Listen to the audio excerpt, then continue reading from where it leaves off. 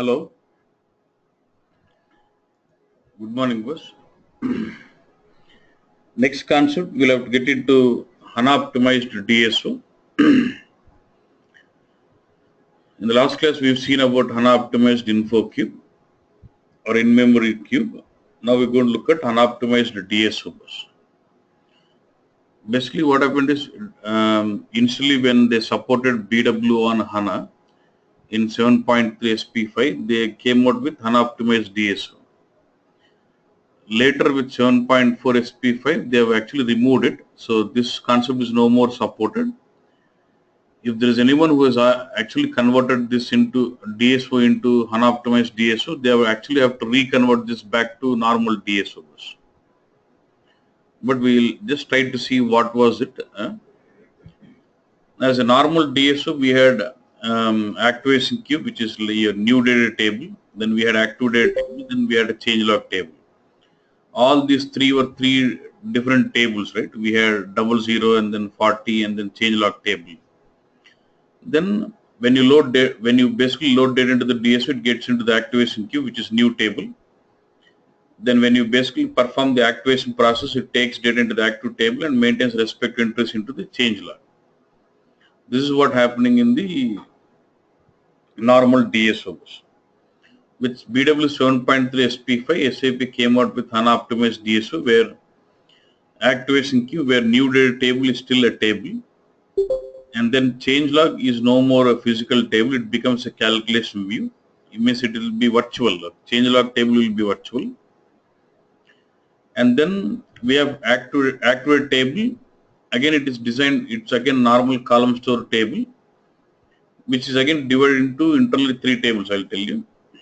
And then activation was done through a C++ program, which will be a procedure bus, HANA database procedure bus. Okay. Activation was carried out as a procedure, built with C++ as a language. Now, look at this. For activation queue, it will be normal single table, like no difference. Only thing is it is a column-based table. But for active table, it has got three tables. One is history storage, main, and delta. Delta storage, main storage, and history storage bus. And then changelog was a virtual view, which is a calculation view built on top of these tables. Now what happens is, if you see the data, I can show you. Now if you see, now let's say initially you loaded this document 5455 with value 30 bus. Then that actually comes into delta. From there it moves into main, and from main it goes into delta bus. So since this, let's say this document number 5455 is a key field, and we load this document for the first time, so it goes and sits into the history table as 30. From, let's say, then you again loaded a document with value 20, that gets into delta, and from there in delta it gets into main table. So from then onwards, subsequent changes will be only maintained in your main table. Okay. So suppose, for example, tomorrow you change this 20 to 10. The change of this 10 will get into delta, and then from there it only upgrades the main table, not the history table. History table will have the first value, what this document has brought in, and subsequent changes will be happening in the main table bus. So what the calculation view does is, whenever you try to fetch the data from the calculation view, it is virtual. It takes the value from the history table as the before image, and it takes the value from the main table as the after image. It could be 10 or 20, because say now 30 is changed as 20 and 20 is changed as 10 and 10 is changed as 5. They're not worried about all those changes. It only takes the value from the history table, what was the value 30, and what is the present value as 5. So it says before image is 30, after image is 5. It does not worry about the changes which is done in the between. Because when you say 30 and 5, it gives you 25. That, right? So they're not worried about all the historical changes. They only take the initial record and the latest record, and that's how this virtual calculation is built on the history table and the main table was. So that was the actually concept of in-memory DSO or HANA optimized DSO, and the activation was taken care by your C++ program. This is how it was designed. But later, what they have done is, see, when you have DSO like this, when you do delta from this DSO to the next level targets, from which table does it take? From the change log, right? So change log is going to be virtual view. So loading data from a virtual view is going to affect the data loading performance. So to overcome with that limitation, again, they said there's no more HANA optimized DSO. Let's move back to normal standard DSO itself. Okay. So that's where now, if you look at this,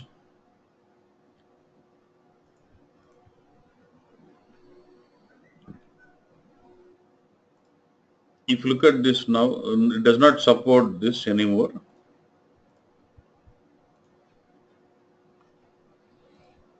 If you go to HANA migrate DB, if you try doing some,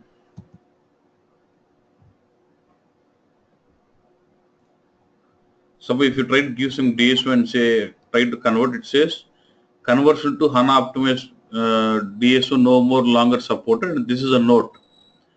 You can take this note. So it says no more support of this in unoptimized DSOs. Suppose if you already converted in an older version of 7.3 SP5, if you already converted it to HANA optimized DSO, you have to reconvert this back. Okay.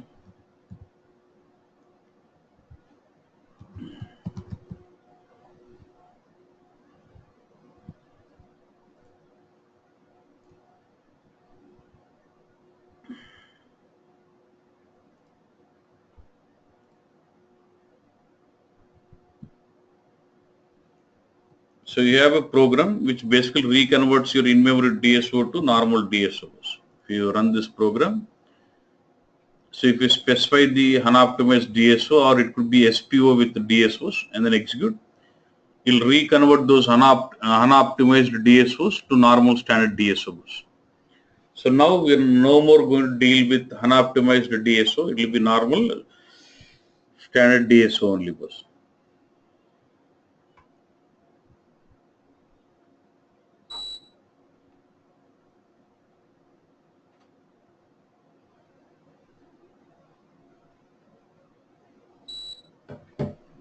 Okay, boss.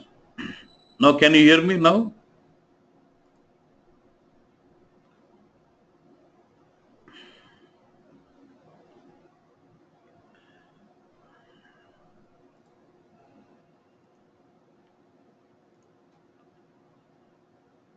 Now can you all hear me now?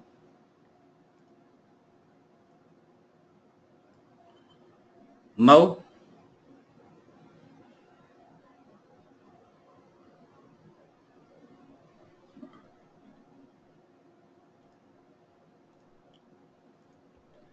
Hello?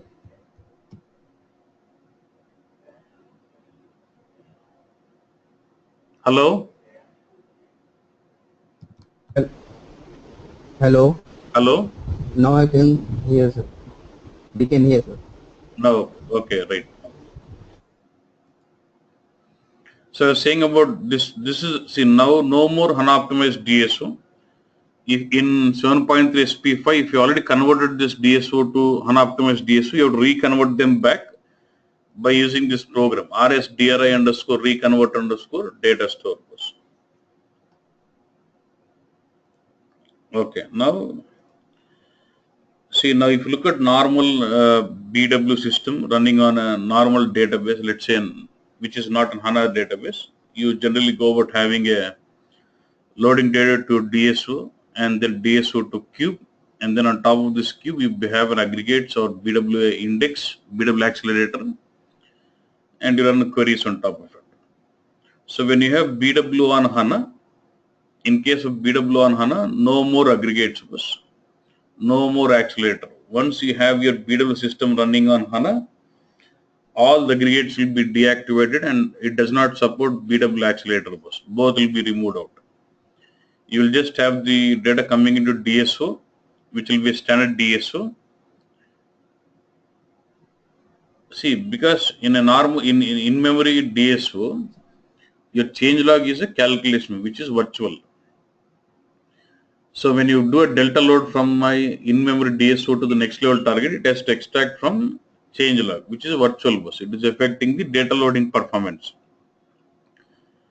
Yeah, and is also not supporting the delta mechanisms. To handle this part, they have again cancelled out this concept of HANA optimized DSO, and they're back with the normal DSO bus again, classic DSO. Okay.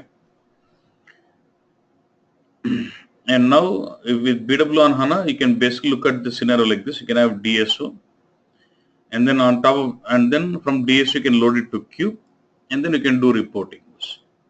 Now the question is, suppose if this cube is used just for aggregation. Suppose if you're using cube for snapshotting or some transformations, you can still have the cube. But if you're just using this cube for aggregating, for example, many of the times you do like this, right? You have DSO at a very detailed level with a lot of info objects in it, and you try to have the cube with more aggregated information. If you're using cube just for aggregating data or consolidating data like this, you don't have to use the cube also. You can still eliminate the cube. But if you have some transformations between DSO and the cube, and then you're using the cube for snapshotting or something, then you can still have it.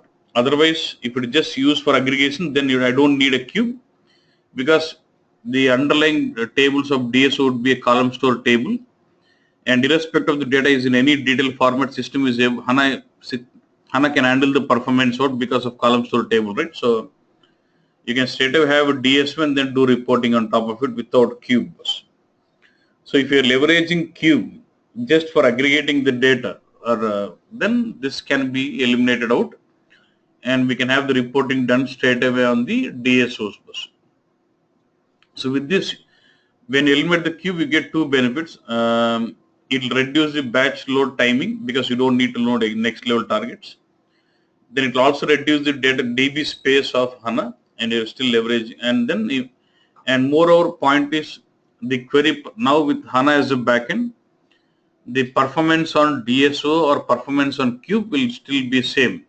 You don't find much difference in the query performance on cube or DSO bus, because it is having column store tables in the backend, which can handle the performance irrespective of the data being at any detail level. So if you're just using cubes just for aggregating the information, those queues can be eliminated and queries can be run directly on the DSO, as the performance on the DSO and the cube are pretty much same when you have one as a backend bus. That's what they say. That's what they say. No more cubes, but that doesn't mean that it does not support cubes. You still have cube, but what we are saying is you can eliminate the cubes. You know, if you're just using cubes just for aggregating, you can eliminate, because, for example, in case of a non-cumulative cube, in non-cumulative scenario, I need to have cube, because this non-cumulative keywords cannot be worked out with the DSO bus. So in that case, cube is not eliminated. Cube is not gone out. You still have that unoptimized cube. But only point is, since the performance on the DSO and the cube are pretty much same, if you're using cube just for aggregating the information, those cube can be eliminated bus. If other cases where you're using cube for snapshotting or non-cumulative cube scenario, cube is still makes sense. Okay.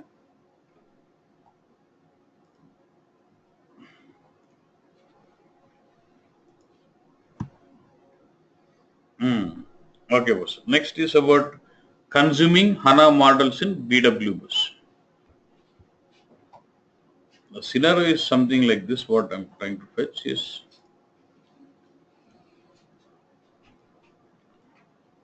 so I have a BW system which is set up on HANA.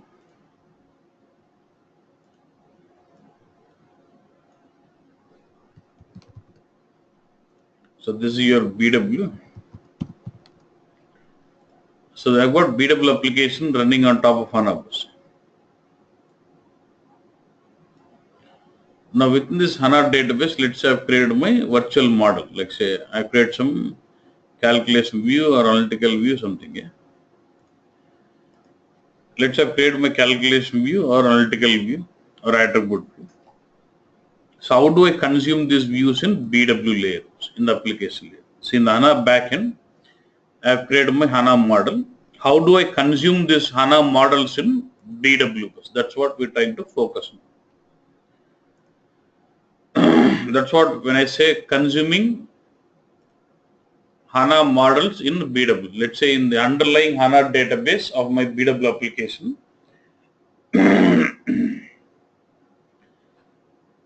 let's say you created a HANA model. How do we consume that HANA model in BW bus? That is what we're trying to focus on. Okay.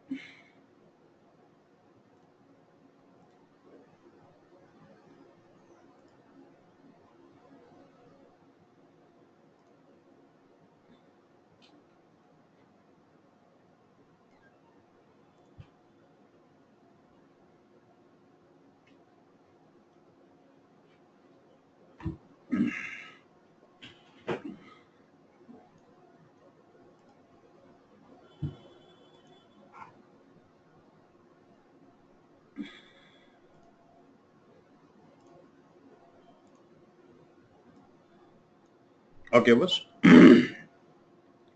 Let's say I have this package here, transport TP views, and I have some calculation which I would like to copy this.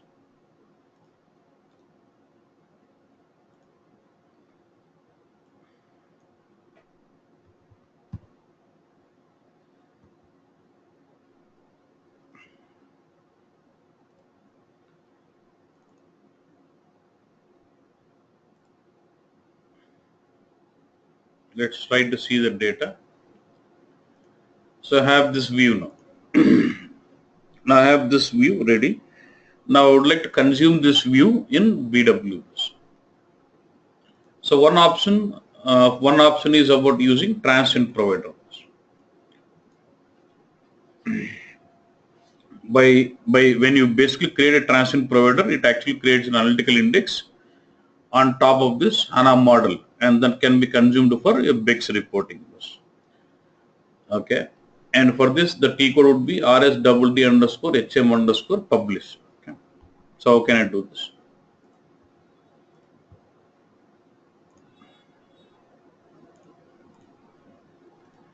Slash in rsdd underscore hm underscore, you get into this T code rsdd underscore hm underscore publish. Okay, then select your view,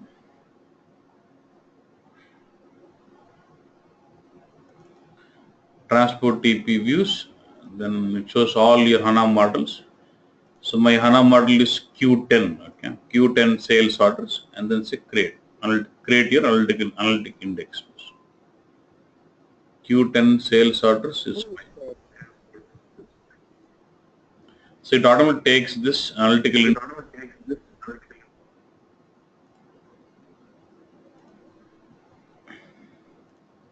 It automatically take this analytical index, and this is the provider on which it is.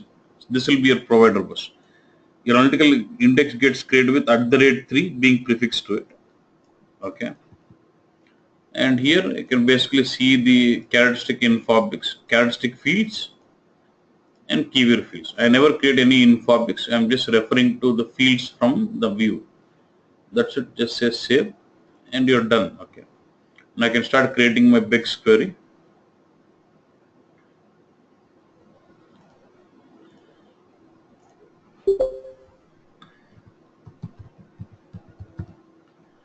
I can start creating the BIX query on top of this.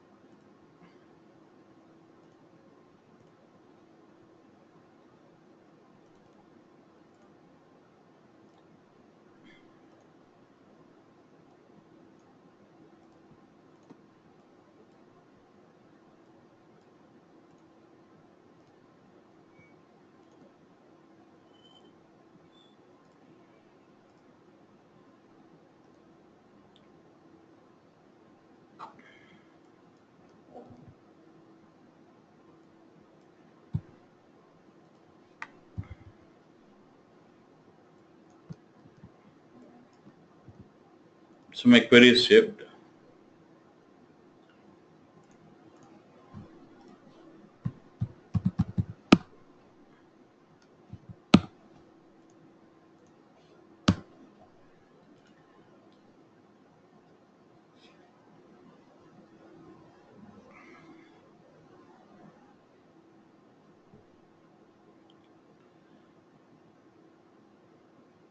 So now I get the query output, which is basically same as my view output. Let's look at this contract ID, document number, yeah, contract ID. Then you have got for this contract 90003, customer is C300, yes.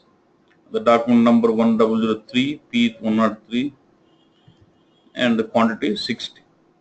So that's how basically can consume your HANA model into BW by using transient provider post. This is one option. Now we just have to still enhance it. Now I have another requirement within this. Let's say I have this customer field, right? What was the customer? If I go to my query, customer information, let me remove this contract, then product, then quantity unit, all this. So I get this customer C100, 200, 300, 400, and 500. Now along with this customer information, I would like to get to see their customer details, like customer name or address or something. Okay. Now the point is, when I have the field, sorry, when I have this field in, can I associate a field in my transient provider with the master data in BW bus? In BW, I have a master data called S customer,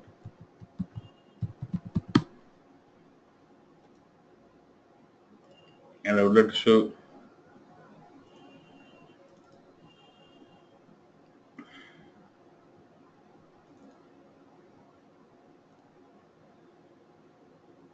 So I've got master data of customer with C100, 200, 300, 500, 500. Now I have a field which is bringing in me this information. For these customer based on this customer number, I would like to associate with this master data info bit as customer and get the information about the customers. Okay. So how can I do this? Now, when you go to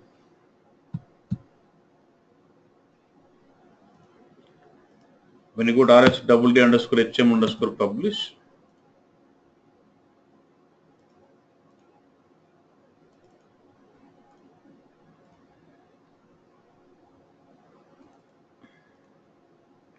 go to the characteristics. Now I've got a field called customer. I would like to associate that with the reference info bit as S customer. Save it. Done. Now let me just.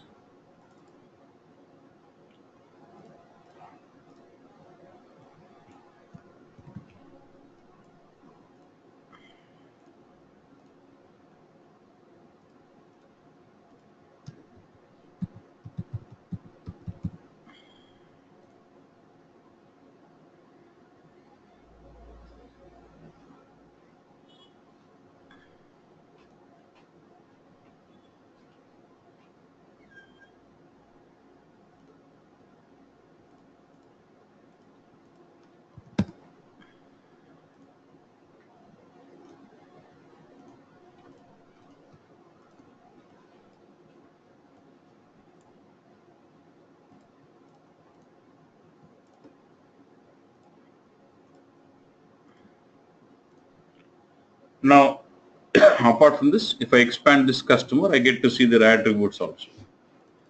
So these attributes are actually coming from your master data info bit, which has been referenced to us.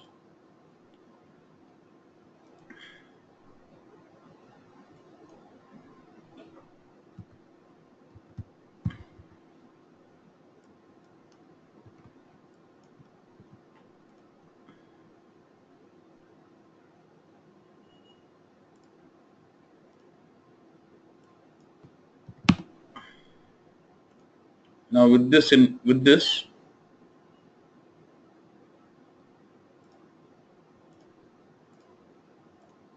see, along with the customer, I'm able to reference the attributes which is coming from the master data from my BW systems. But what's happening here, when I remove customer, even other attributes have gone. Why? When I remove customer, even other attributes which are dependent on this customer have gone, because they are just the display. So see, but actually in the backend, I've got navigation also. I've enabled navigation attributes also. If I go to this, see, country is a navigation attribute, mobile number is a navigation attribute, pager is a navigation, but it's still not giving that effect. So with the transition provider, it does not support navigation attributes, only normal display attributes it supports. Okay. So with the transition provider, basically, actually I made a complete big sheet, but I'll come to that covering all this. But for now, limitations of this using this transition provider. One is no support of navigation attributes.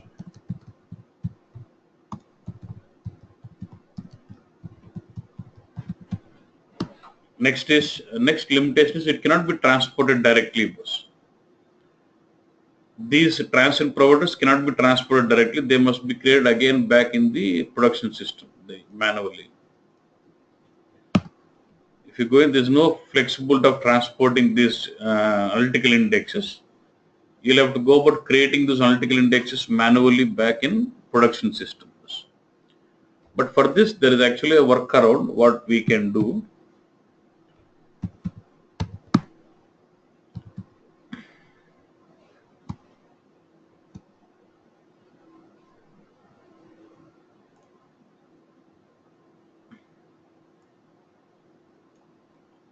see the I think LITP something. One second.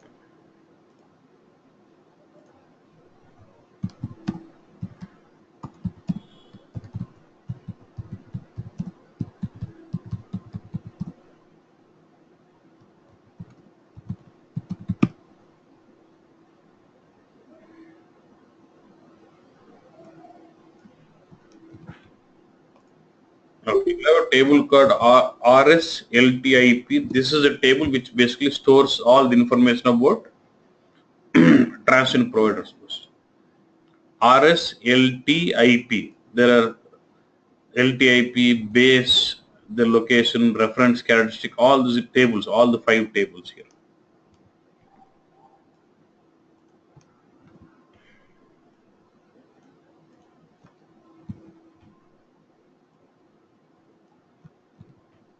These are the 5 tables which holds information about transition provider. So if you select each of this cube and get in, if you see yours, okay, this is yours. You see some entries in this table, right? These table entries can be collected into TR bus. Say transport entries, you can say, create one request.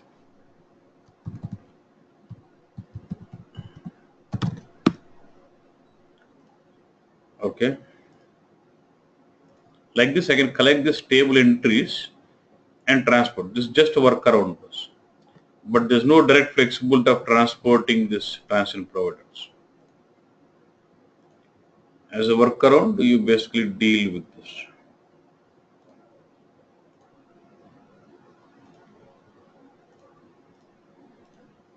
You basically take all this table entries,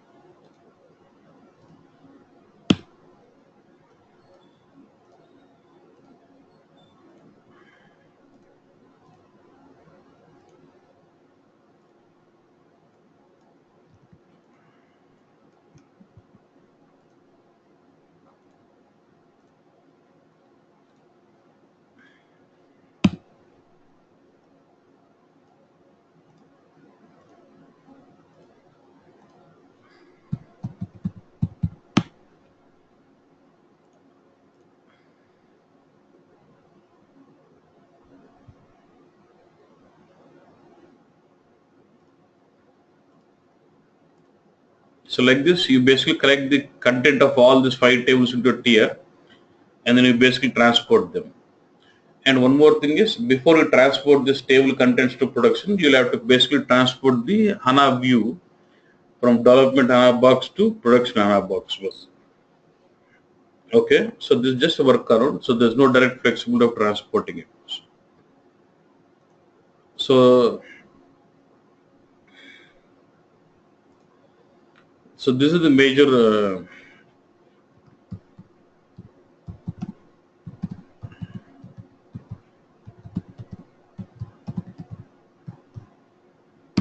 okay, so this is major tool limitations with when you basically go with transition provider. There is another option of consuming HANA model. Internet connection in there. Hello, can you all hear me? Hello? Okay, okay. Okay, now next way of consuming this HANA model in BW is your virtual cubes. We can basically create a virtual cube based on HANA model. Okay. You know about virtual cube, right? Like remote cube, all this. Virtual, what do you mean by virtual cube? Cube which does not really store any data physically in it, right? Now look at this. So what I can do, let's say I've got HANA model. In BW, we can basically create a virtual cube which will reference to that, which will be referencing to this view. So like this, I have an option of creating a virtual provider based on this HANA model. That's the next option. Okay.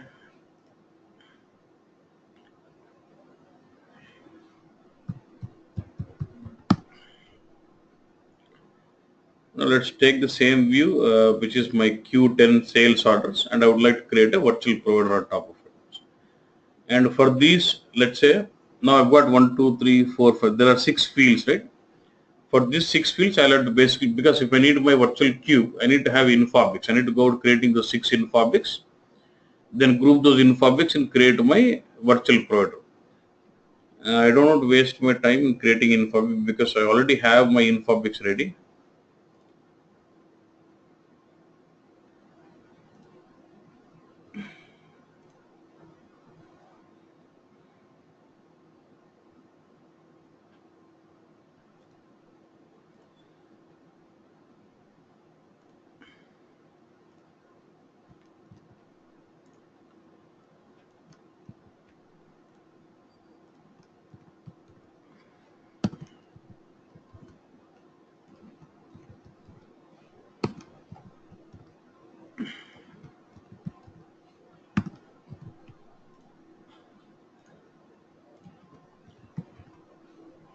So I'll just use this infobix.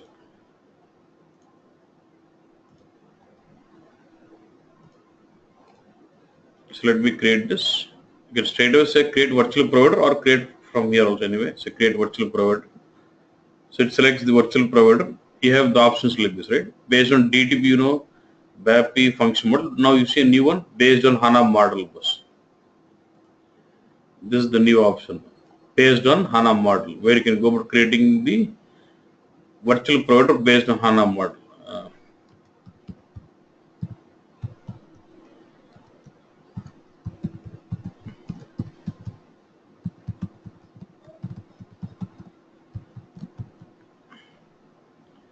Select based on HANA model, and then you'll have to specify the detail. Now, which is a package?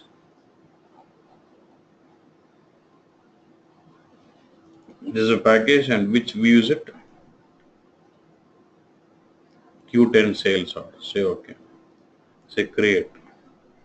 Now, basically, it asks me to specify the infobix.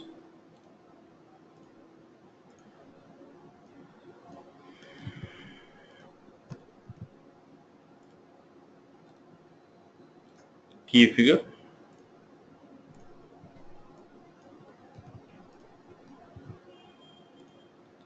Now, once you specify keyword, automatically the unit comes in.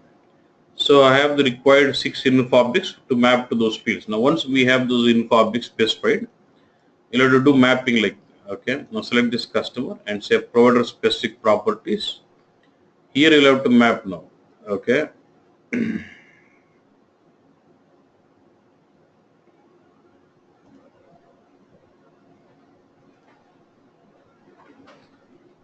mine was a customer, so I need to map this with customer number field. Okay, next for S product, I need to map this with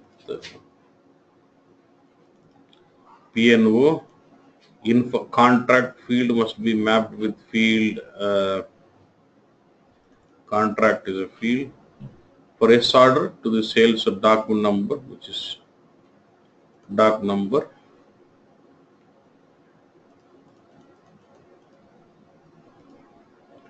Same way for key figures.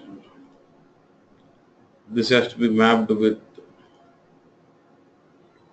quantity.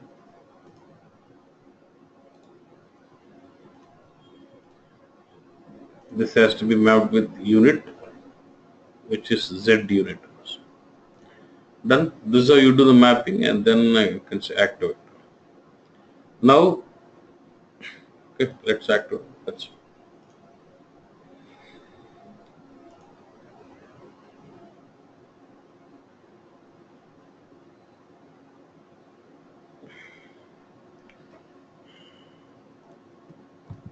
I'll be able to create my big square on top of it.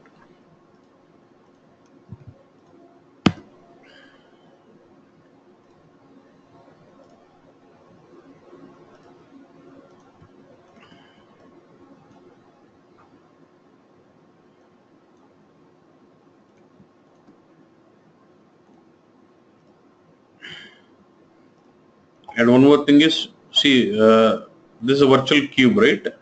So we have used InfoObjects, S customer. So S customer obviously have its own attributes. I'm able to reference the attributes also. Since I've got virtual cube where I've used info objects can have their own master data object which can be used in the reporting.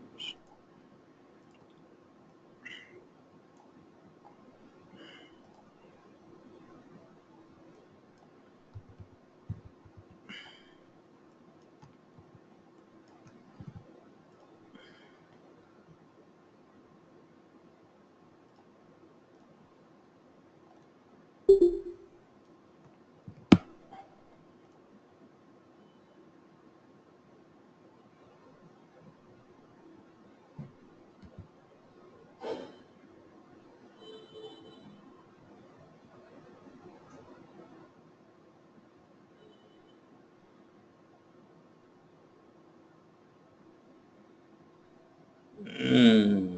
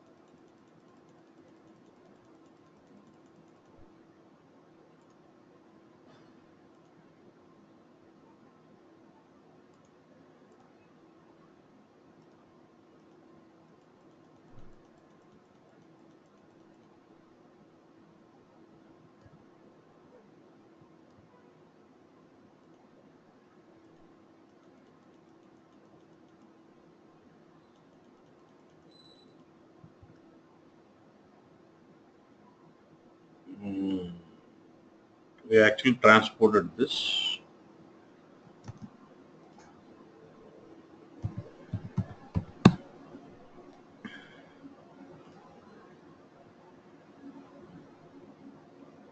Actually, we transport this from a different system. So for now,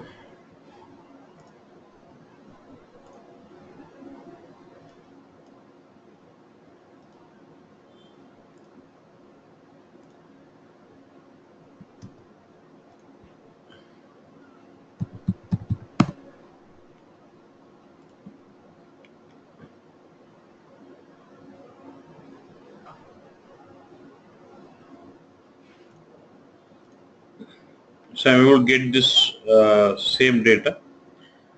But now, since this is the info bit from the cube, virtual cube, I can enable navigation attributes also. Now look at this. If I go to this cube, since the navigation attributes are already been switched on, if I want, I can basically enable it. Say yes, customer country code. I would enable switch on this navigation attribute.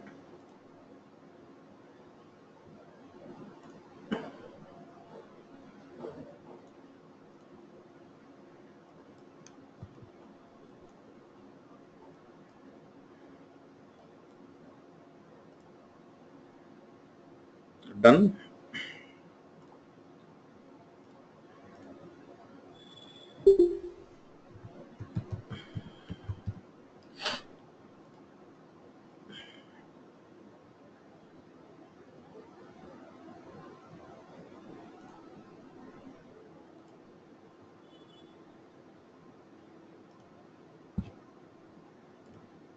So if I open the query,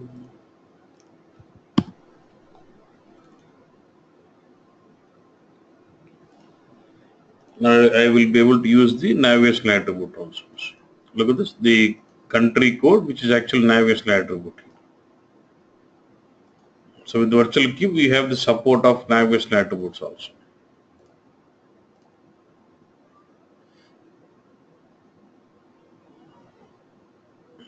So even if I remove the customer from the drill down, I still be able to use my country code in the drill down.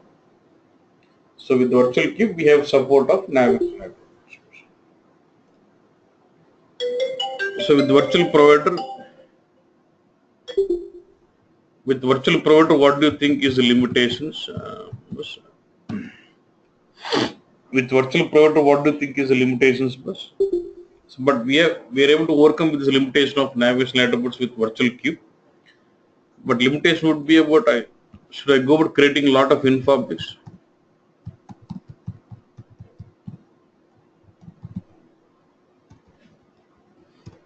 So will it affect my development time? For example, if I have a view with 150 fields, if I have to go with the virtual cube based on that view, I'll have to go about creating 150 info objects and then use it, bus. Will it affect my development time, bus? Yeah. So that will be the major limitation when you basically go with the virtual cube, bus. And one more thing, we also have a concept called virtual master data bus. Because if we have an attribute view can also be consumed with virtual master data also. For example, let's say I have this attribute view. This is an attribute view, AV contract, which basically gives me contract information. I would like to consume this as a contract master data, as a virtual master database. So we can consume this attribute view as a virtual master data also.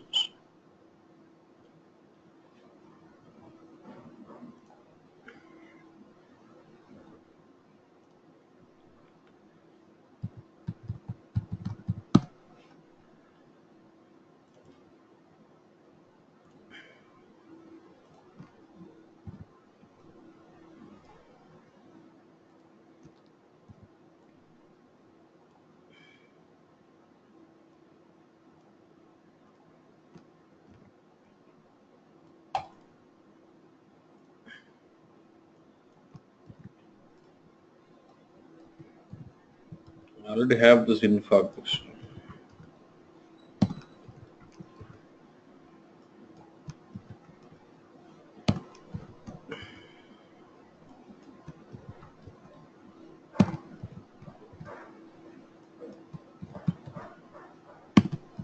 Okay, so basically I have view which gives me contract, customer, product, contract type, start date, end date.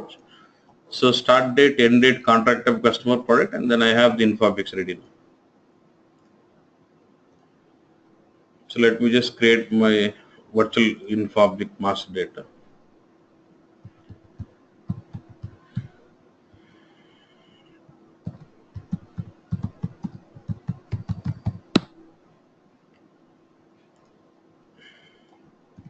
I would like to use this as my attributes.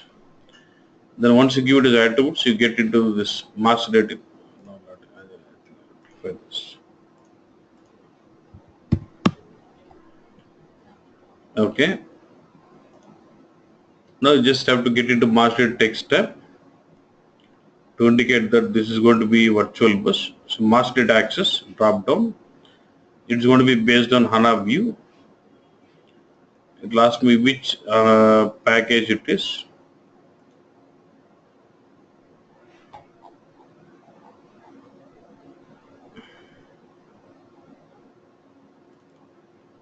This is a package and which view. ZAV contract. This is the attribute. Okay.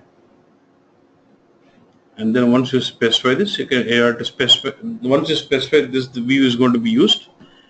We have to specify the mapping, which alphabet to which field. So now click on this maintain HANA assignments. For Q10, I want this as contract. For start date, it will be start date. For this alphabet end date alphabet field, I want end date. And for contract type, C type. For customer, CNO.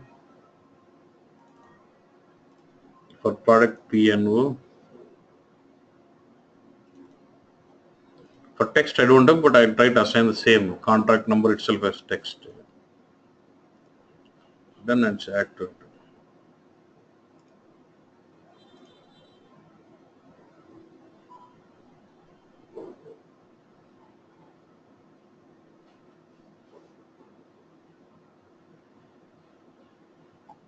Just to show you that it has got data, what I'm trying to do is I'm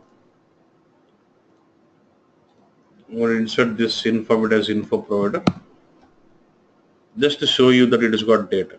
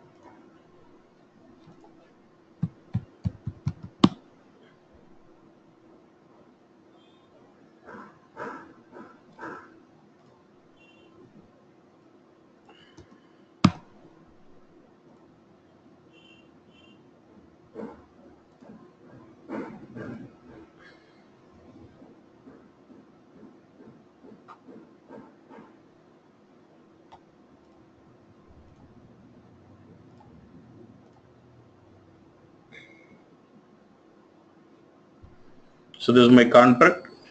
So this information is basically coming from your attribute views. Like this, we can also have virtual master data also. Still, there are other flexibilities of consuming. For today, we just covered these two. One is transient provider and one is your virtual queue. which views in real-time scenarios which is usually consumed attribute. So it depends on the requirement. Generally, we go with calculation views. This still that is not completely done. We have just done two top. So again, this has limitations, right? I need to go about creating a lot of info objects. Then there are other flexibilities without creating in. So is there any solution without creating info objects? I'm able to leverage navigation attributes. Everything can be achieved, which is more simplified. Still, we have to look into that also. There are other options of consuming. This transient and virtual was very old. When it was 7.3, we used to use this, but now we are not using this. There are much more advanced options like OpenODS view can also be leveraged, which will touch. Yeah. OpenODS view, yes, which will touch tomorrow. Okay, thank you. But if you're new to BW, don't worry on this topic at all. Just focus only on native HANA. Now, if you're focusing on BW, you can never get that. That's a vast one. So don't worry about BW as of now. Just focus on HANA scripting, modeling, reporting also. Don't worry on to BW. Okay. That's what I was telling you. This topic will be meant only for people who know BW already. Okay. Thank you.